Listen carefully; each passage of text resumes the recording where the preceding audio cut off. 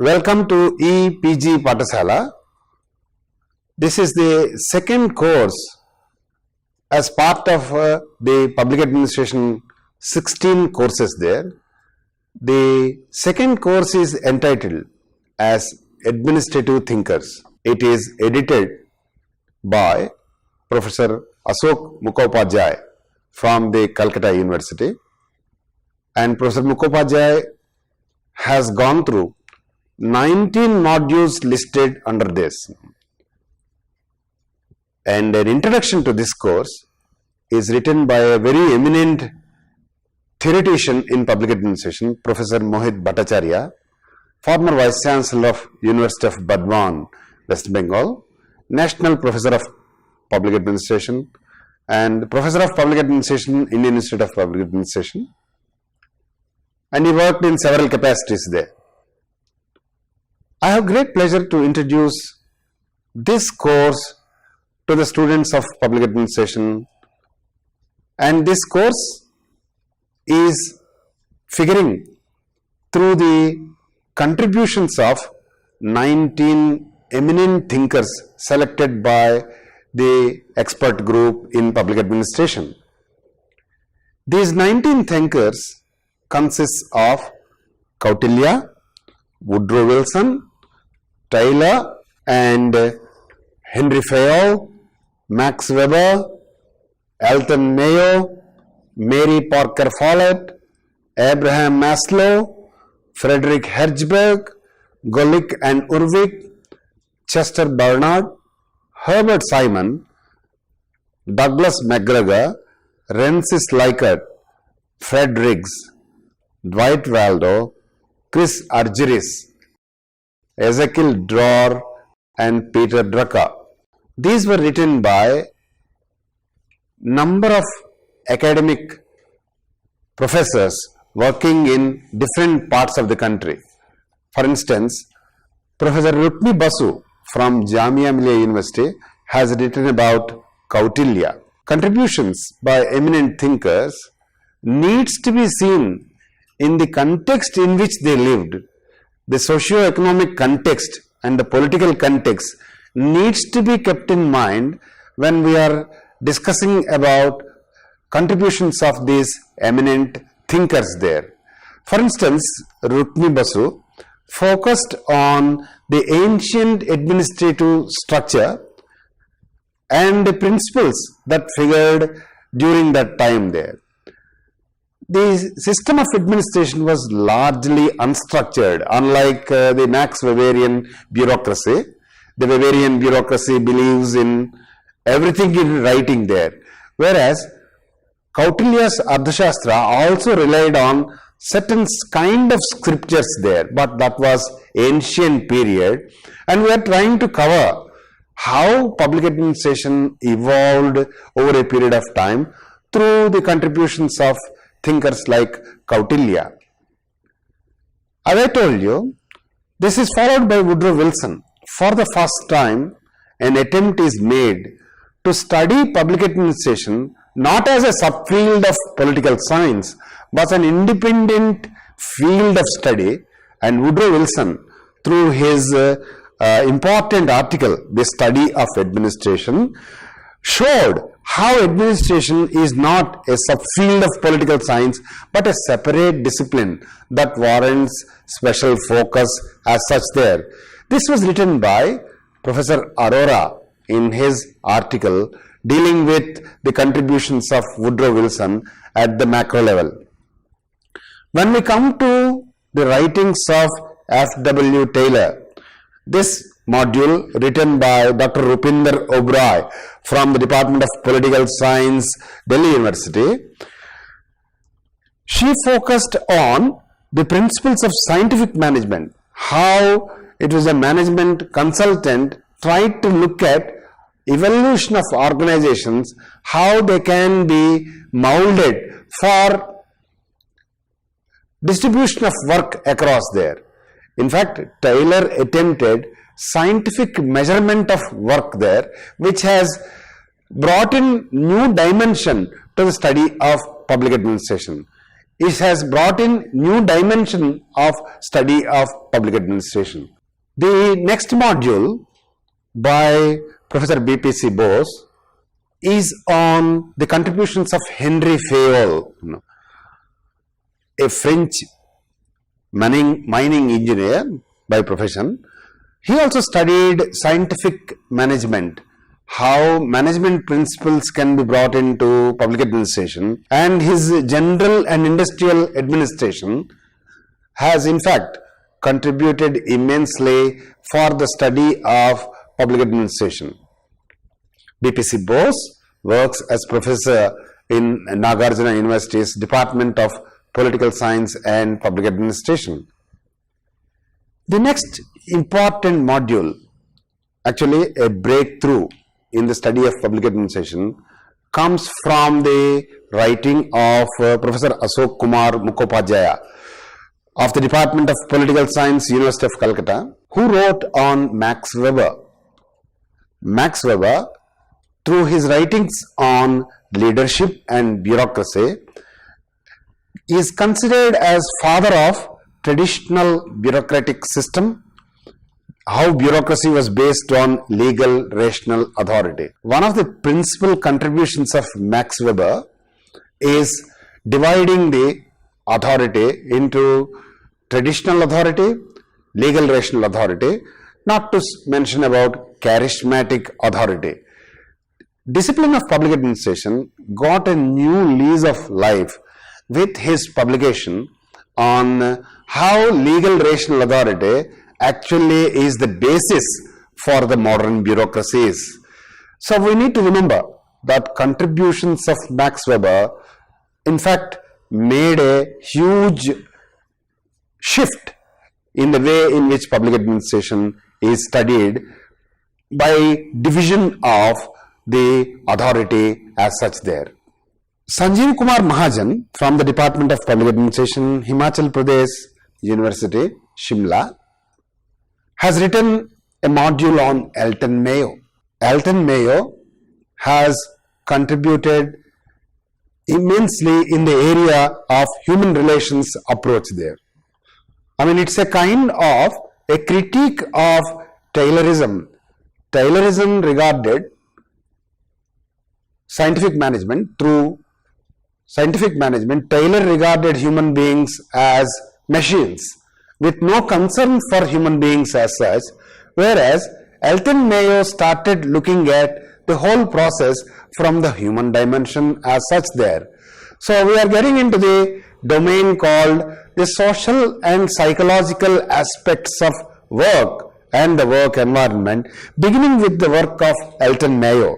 And his human relations approach was widely acclaimed as a new chapter to study of public administration, which was in the nascent beginnings till that time. And his studies, the experiments called Hawthorne experiments, underlined the need for studying the behavior of the human beings to the response of motivations there. I mean, how human beings can be motivated to work hard by providing illumination and by providing changes in the work environment were the first time covered by Elton Mayo, which opened up another interesting dimension to the study of public administration as such. When we come to Mary Parker Follett's contribution, written by Professor Jeevan Kumar from the Bangalore University, you will be coming across an attempt at an organizational theory as such there, and how organizational behavior needs to be understood in this particular context was very well captured by the writings of Mary Parker Follett, which we need to focus on more and more, because organizational structures and organizational behaviors largely highlighted the need for a hierarchy and a kind of a principle of organization there. Immediately, you will come across Professor Renu's contribution on the writings of Abraham Maslow. This is an interesting module written by Dr. Renu from the Department of Public Administration, Punjab University, Patiala, wherein she highlighted the contributions of Abraham Maslow basically a psychologist, and he has uncovered an important aspect in a human being, that he wrote interestingly that all the needs of human beings can be arranged in a hierarchy. How this hierarchy is arranged, right from the basic needs to the self-actualization needs, were well covered by this contributor to the understanding of the psychology of science of public administration in this particular module. You will be immensely benefited how human needs need to be understood in a hierarchical order, not limiting to only basic needs as such, but how esteem needs are also important are covered in this small module. When we come to, similarly, the work of Frederick Hertzberg, which were covered by Niranjan Pani from the Department of Public Administration, Utkal University, Bhubaneswar. Frederick Hertzberg, basically an American psychologist.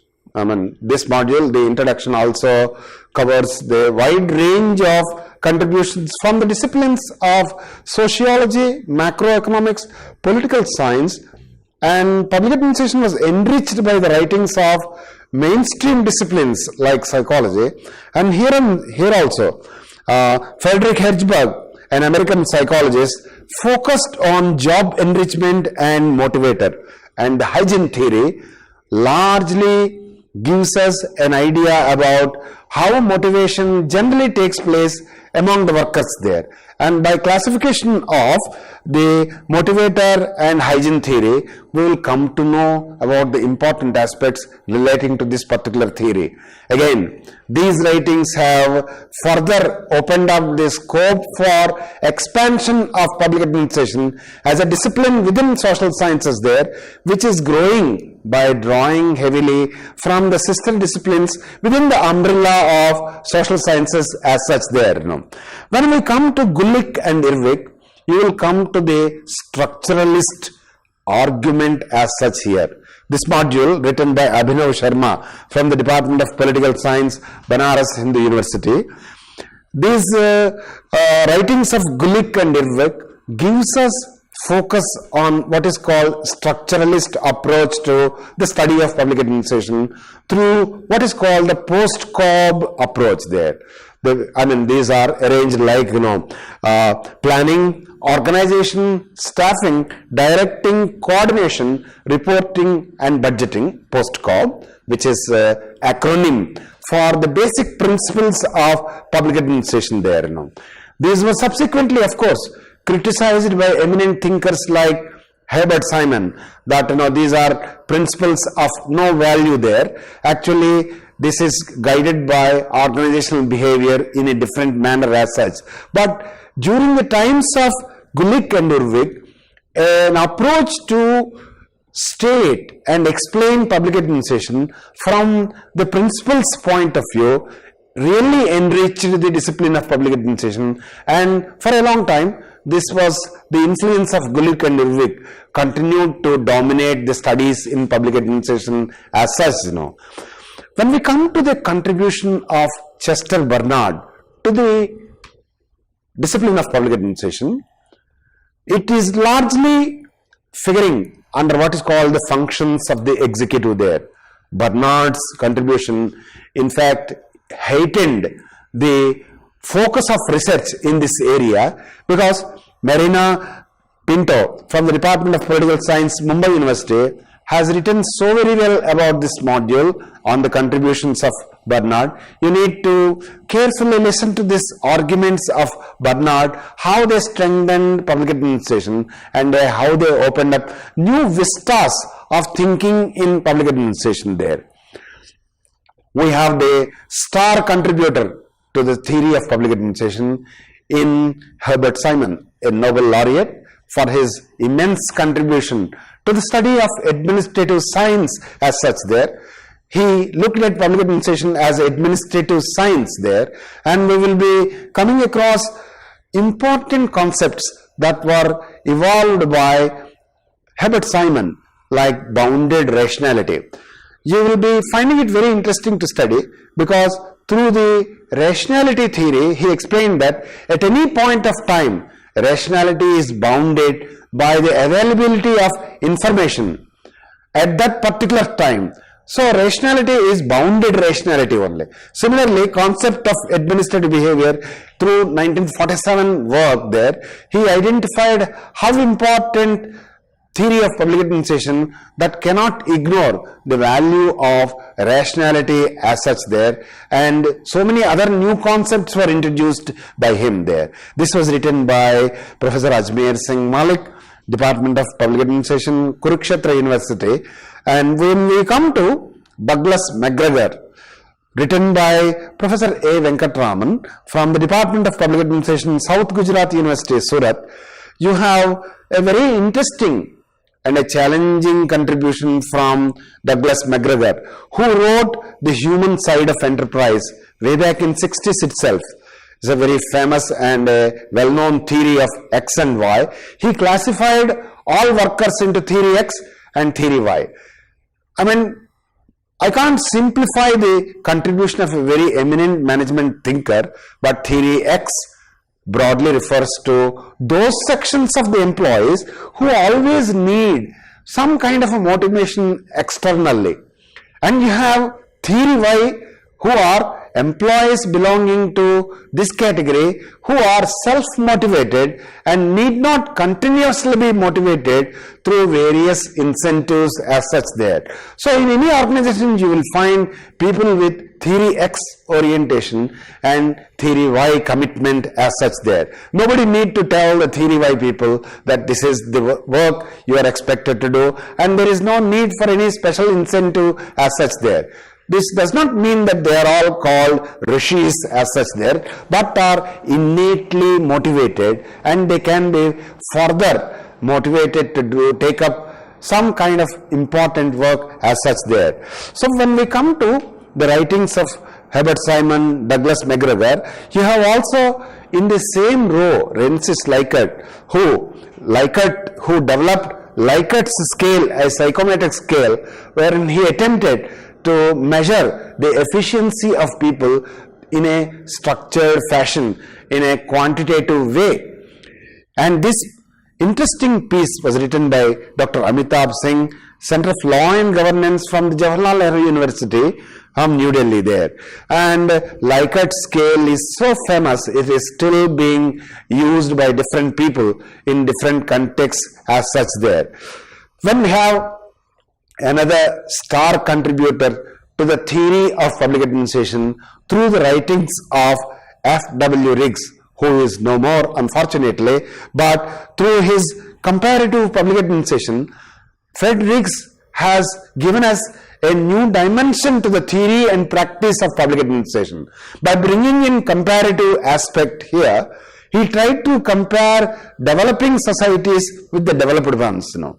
I can't add anything more to it except saying that Riggs has opened up a new dimension to the study of public administration in developing countries by drawing our attention to what is called prismatic Sala model. The highlight of his contribution, the prismatic Sala model it is like getting sunlight, and then you will be seeing it from different dimensions there. You will see developing countries public administration which has features of developed and also developing. That means that both tradition and modernity strangely coexist in the systems of administration in countries like India. We are modern with the kind of Weberian public administration, but we are also traditional in terms of handling all the Hindu temples through the government departments called Department of Endowments there. So is that right or not? We are not examining here. We are only trying to uncover an important dimension in public administration through the writings of F.W. Riggs, who enriched the discipline of public administration by classifying that by borrowing models of public administration from the West and planting them in countries like India or developing countries as such there, you will have a very strange rainbow color here, where it is neither west nor east but somewhere in between. This is what we can commonsensically state here before you start observing the contributions of this through the writings of C.H. Balaramalu, former Dean of the Department of Public Administration of the Kakatiya University, Warangal, now Telangana.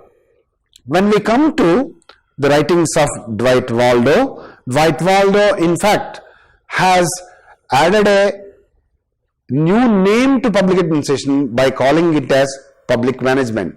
Dwight Waldo added a new academic name to the discipline of public administration, from public administration to public management. Dwight Waldo's contribution is immense in the sense that he suggested that public administration must be rechristened as public management.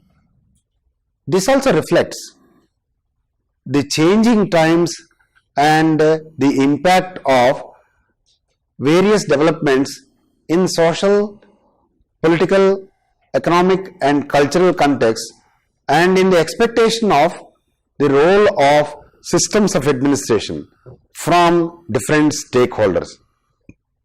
This module, written by Professor Padasarde, Chairman of the Center for Governance of the Central University of Jammu, identifies different themes and issues as to how public management is an important component of the overarching public administration theory as such, how compelling it is to study public administration from the public management perspective as such. When it comes to Chris Argyris, written by a very eminent public administration theoretician, Professor C.V. Raghavalu, former Vice Chancellor of Andhra University and Nagarjuna Universities.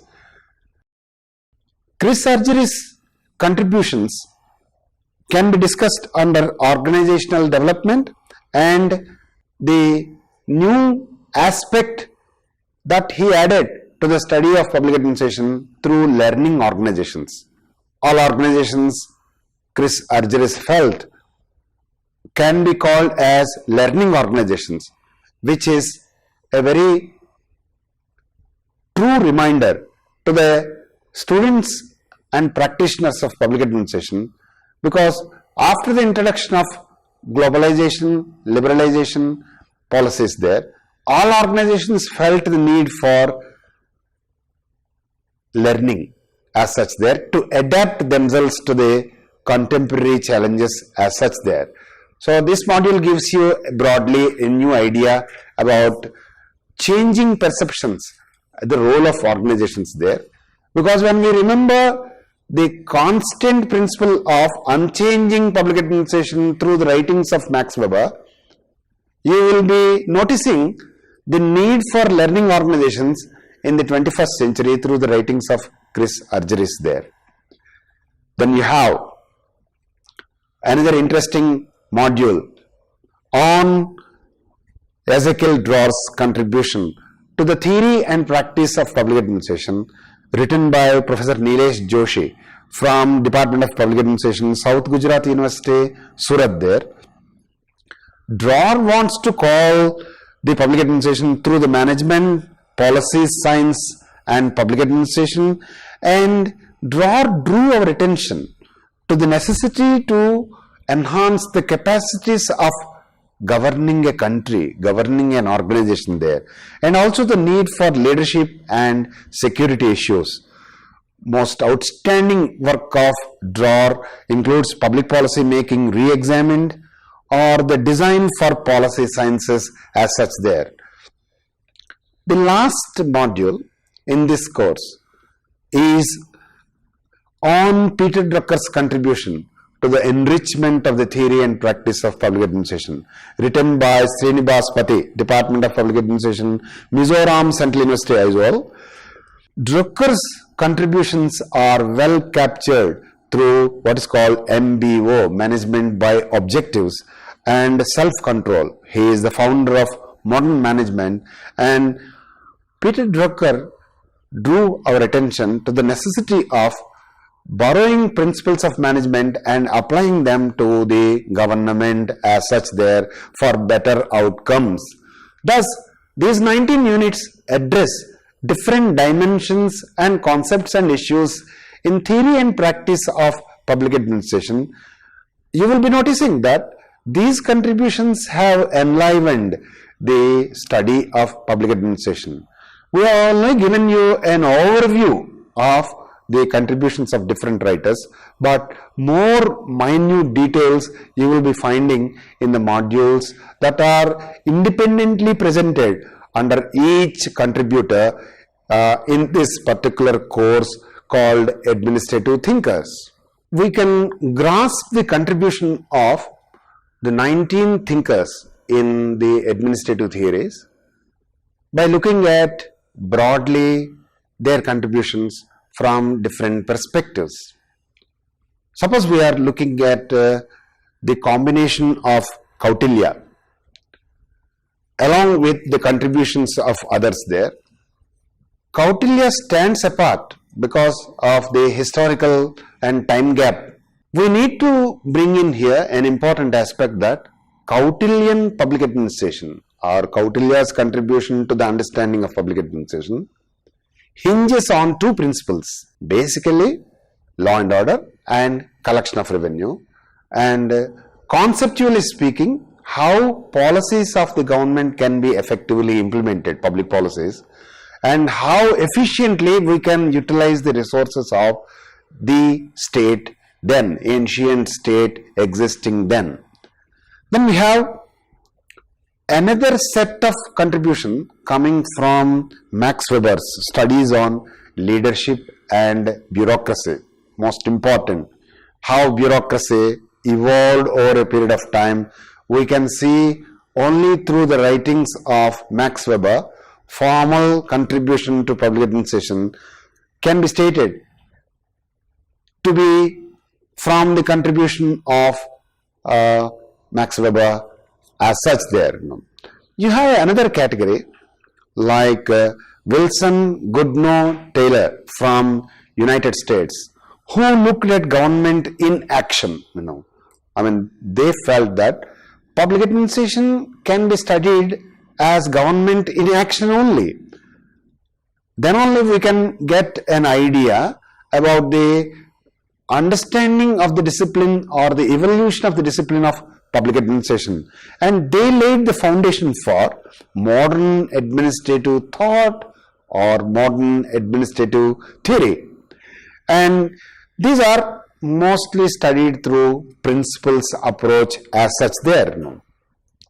There is this fourth category called structuralists, or who focused on structure as such there.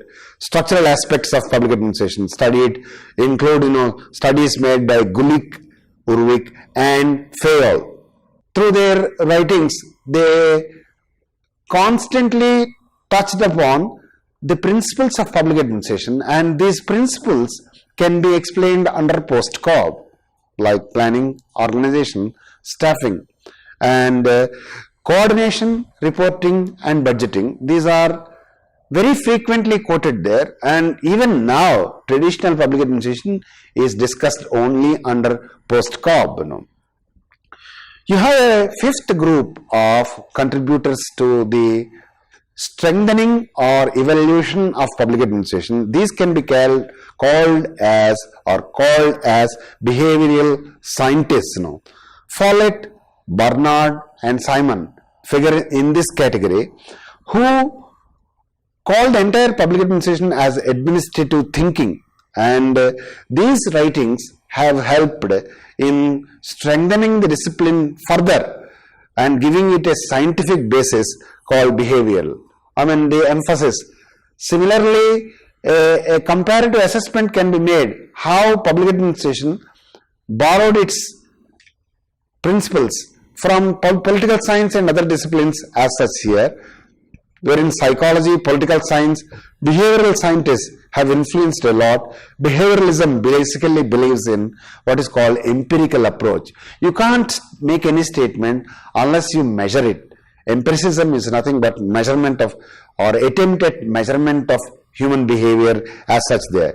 When you come to particularly the 1950s and 60s, which were the birth of the comparative movement as such there, 50s, 60s and 70s, the post-colonial scenario in the world witnessed urge on the part of the developing countries to quickly bring in development, and naturally the search for alternative structures of administration began.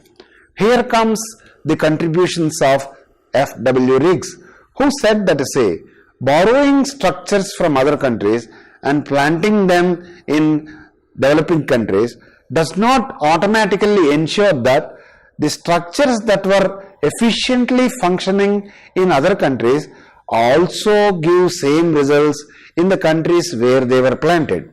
Actually, Riggs' writings opened up new eyes, and it has initiated new series of studies under what is called comparative public administration movement there. His book on comparative public administration is widely referred even now to understand the impact of the comparative movement on the bureaucracies of these countries there. And administrative systems in developing societies exhibited peculiar features like a prismatic Sala model, which is most important contribution from that, which is explained through heterogeneity, overlapping and other aspects as such there. When we come to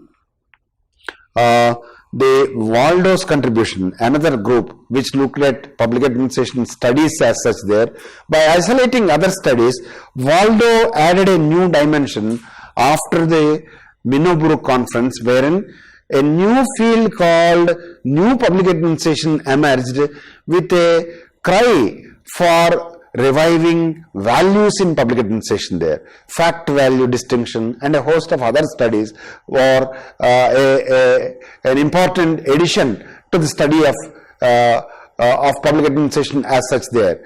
And these studies have opened up, the three Minnowbrook conferences, like in 1968, after 20 years, 1988, after 20 years, 2008, each, after 2 decades, these conferences have tried to take an overall view about the developments in the field of public administration, which our contributors tried to capture under the individual writers as our contributors as such there. And when we come to particularly writings of Drucker, who argued that management is as critical to government as is to the private sector as such there.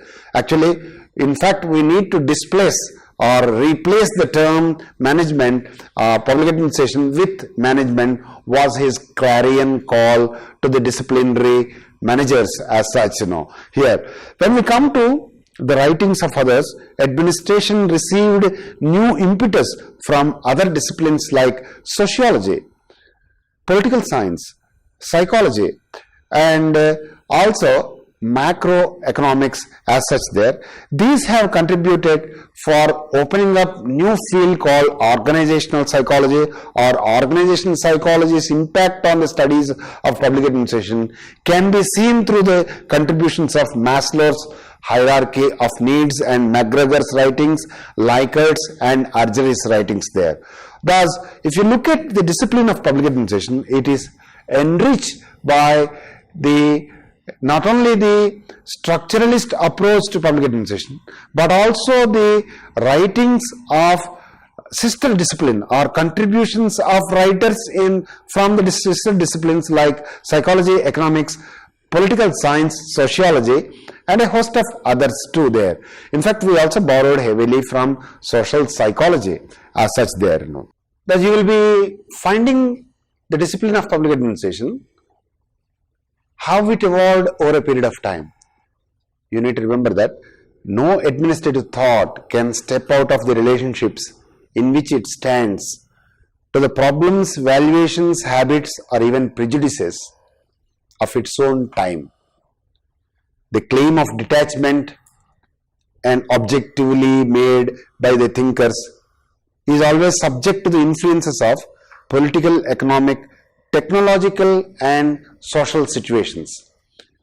This needs to be contextualized a little bit, because when the state was playing a dominant role as part of the model of socialist pattern of society in 1950s, 60s and 70s, particularly in the Indian context, the domination of public administration is visible, and several writers have also thought about the role of the state,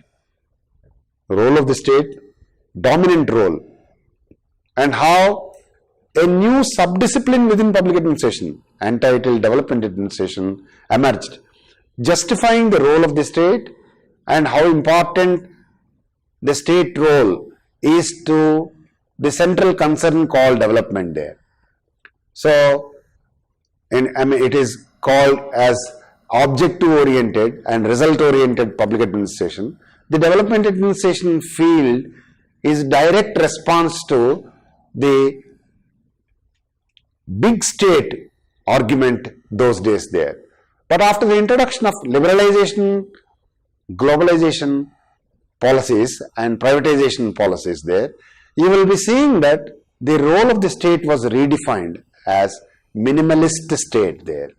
Then subsequent writings in the field of public administration tried to focus on the minimalist state and how efficiency of the state agencies can be addressed with the contributions from other disciplines as such there. In fact, when Mohit Bhattacharya referred to the role of technology there, the emergence of the subfield within public administration called e-governance directly focuses on possibly downsizing the role of the human factor or downsizing the bureaucracy and possibly associating e-governance there.